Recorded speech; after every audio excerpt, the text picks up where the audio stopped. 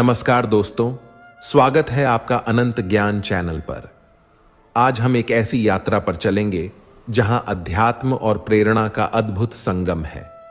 भगवत गीता के अध्याय 4 श्लोक 10 में और अध्याय 11 श्लोक 50 में श्री कृष्ण ने जिस सच्चे मार्गदर्शन का वर्णन किया है, वही हमारी आज की प्रेरणादायक कहानी का आधार बनेगा। चलिए एक नई दिशा में अपने जीवन को प्रेरित करने के लिए इस दिव्य मार्गदर्शन को समझते हैं। अध्याय 4 श्लोक 10। वीतराग भय क्रोधा मन्मा मामुपाश्रितः ज्ञान तसा पूता मतभाव मागता। अर्थ, जिनका भय और क्रोध समाप्त हो चुका है, जो मुझ में स्थित होकर मुझे ही शरण मान चुके हैं, वे ज्ञान और तपस्या के द्वारा पवित्र हो गए हैं और मेरे स्वरूप को प्राप्त हो चुके हैं। इस श्लोक में भगवान श्री कृष्ण समझाते हैं कि जब व्यक्ति राग, भय और क्रोध से मुक्त हो जाता है और आत्मसमर्पण करता है, तो वह सत्य के मार्ग पर चलकर मोक्ष की प्राप्ति कर सकता है। यह मोक्ष केवल धार्मिक अर्थों में नहीं, बल्कि हमारे जीवन के प्रत्येक पहलू में शांति और संतोष के रूप में आता है। आइए हम यह श्लोक कहानी द्वारा समझने का प्रयत्न करते हैं। आज की कहानी है एक छोटे से गांव के युवक रमेश की, जिसने जीवन में कई संघर्षों का सामना किया। रमेश के जीवन में कई चुनौतियां आईं, चाहे वह आर्थिक संघर्ष हो या समाज की अपेक्षाओं का दबाव, लेकिन उसकी सबसे बड़ी चुनौती थी अपने अंदर के डर और क्रोध पर काबू पाना।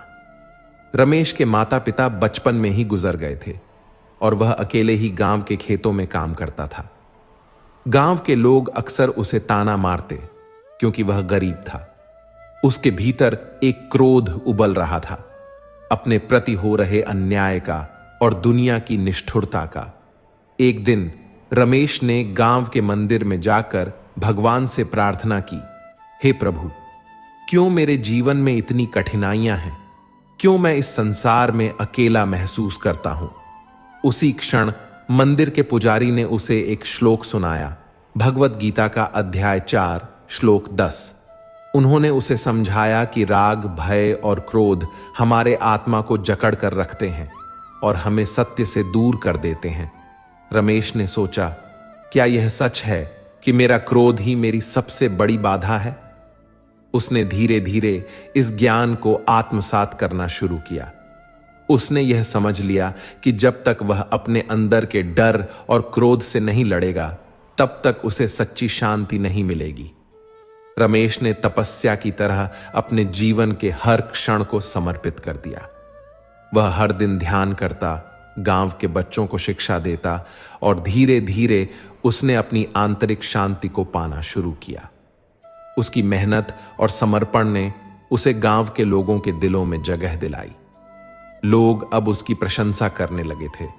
रमेश ने समझ लिया कि सच्ची सफलता वह नहीं होती जो बाहरी दुनिया देखती है, बल्कि वह होती है जो हमारे भीतर होती है, शांति और संतोष।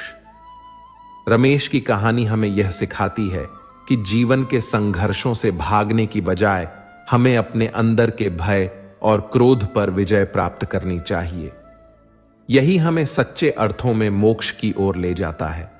एक राह, चाहे कितनी भी कठिन हो, यदि आप भय और क्रोध से मुक्त हो जाएं, तो कोई भी बाधा आपको रोक नहीं सकती। अपने कर्म करते रहो, क्योंकि सही रास्ता वही है जहां मन शुद्ध और संकल्प मजबूत होता है। तीसरा, दुनिया में शांति चाहते हो, पहले अपने भीतर शांति स्थापित करो।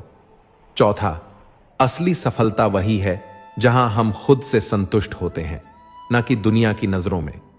पांचवा, जिस दिन हम राग, भय और क्रोध को छोड़ देते हैं, उस दिन हमारी आत्मा सच में मुक्त हो जाती है। भगवत गीता हमें सिखाती है कि हमारा सबसे बड़ा शत्रु हमारे भीतर ही होता है, हमारा राग, भय और क्रोध। जब हम इनसे मुक्त होते हैं, तभी हम सच्ची शांति का अनुभव कर सकते हैं। रमेश की तरह हमें भी अपने जीवन में इन तत्वों से लड़ने की जरूरत है और यही जीवन का सच्चा मार्ग है। दूसरा श्लोक है अध्याय 11 के श्लोक 50। इत्य अर्जुन मृता मेण भूत्वा पूर्ण सौम्य व पुर महात्मा। 50-50।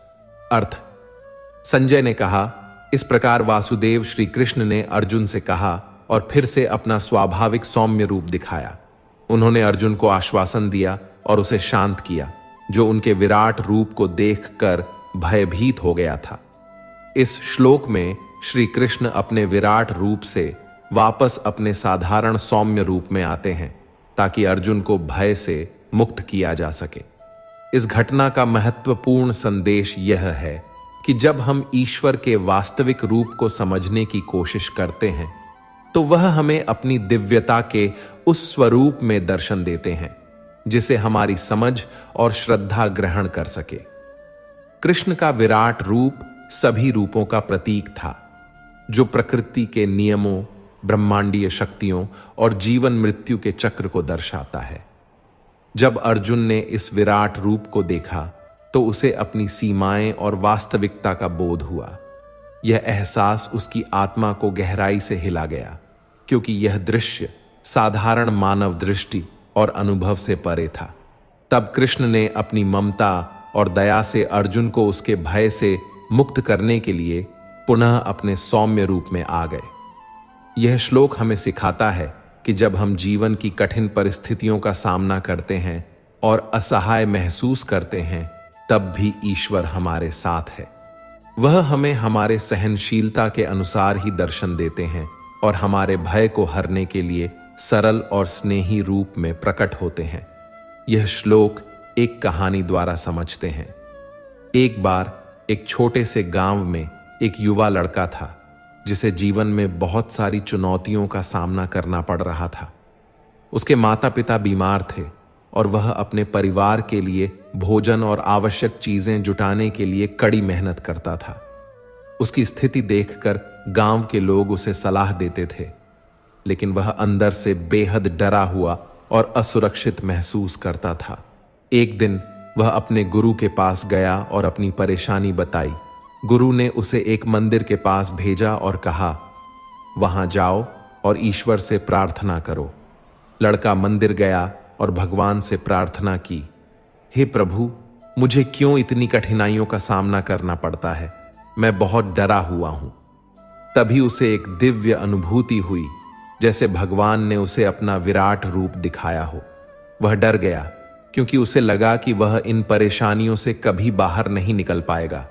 लेकिन कुछ समय बाद भगवान ने अपने साधारण सौम्य रूप में दर्शन दिए और कहा, डरो मत, यह कठिनाइयां तुम्हें अपनी और आत्मविश्वास की पहचान कराने आई हैं। मैं हमेशा तुम्हारे साथ हूं और तुम्हें वह शक्ति दूंगा जिससे तुम इन चुनौतियों का सामना कर सको। इस अनुभव के बाद वह लड़का भयमुक्त हो गया और पूरी निष्ठा के साथ अपने कर्तव्यों को निभाने लगा। धीरे धीरे उसकी सभी समस्याएं हल हो गईं और वह अपने परिवार को बेहतर जीवन दे सका। इस श्लोक का गहरा अर्थ यह है कि जीवन में चाहे कितनी भी कठिनाइयां क्यों ना आए, ईश्वर हमेशा हमारे साथ होते हैं। जब हम उनका विराट रूप देखते हैं तो वह हमें हमारी सीमाओं का एहसास कराते हैं, लेकिन साथ ही वे हमें यह भी बताते हैं कि वे हमें कभी असहाय नहीं छोड़ेंगे। जीवन में जब हम डरे हुए और असमर्थ महसूस करते हैं, तब ईश्वर अपने सौम्य रूप में आकर हमें आश्वस्त करते हैं कि हम इन परिस्थितियों को पार कर सकते हैं। हमें बस यह विश्वास रखना चाहिए कि ईश्वर हर समय हमारे साथ हैं और हमारी समस्याओं के बावजूद वे हमें सही दिशा दिखाएंगे। कठिनाइयां हमें हमारी आत्मा की ताकत का बोध कराने के लिए होती हैं, और जब हम अपने भीतर उस ताकत को पहचान लेते हैं तो कोई भी परिस्थिति हमें डरा नहीं सकती। इसलिए इस श्लोक का संदेश यह है कि हमें अपने जीवन में धैर्य और विश्वास बनाए रखना चाहिए। ईश्वर हमें कभी छोड़ते नहीं, बल्कि हमें उन रूपों में दिखते हैं जिन्हें हम समझ सकें और स्वीकार कर सकें। तो दोस्तों, उम्मीद है कि रमेश की यह कहानी और गीता के 2 श्लोक से प्रेरित यह संदेश आपको जीवन में एक नई दिशा देगा। अपने जीवन के हर क्षण को ध्यान और समर्पण के साथ जिएं और अपने भीतर की शांति को पहचानें। अंत में हमें धन्यवाद देने के लिए कृपया इस वीडियो को लाइक करें, शेयर करें और हमारे चैनल अनंत ज्ञान को सब्सक्राइब करें ताकि हम इस तरह की और प्रेरणादायक कहानियां आपके सामने ला सकें।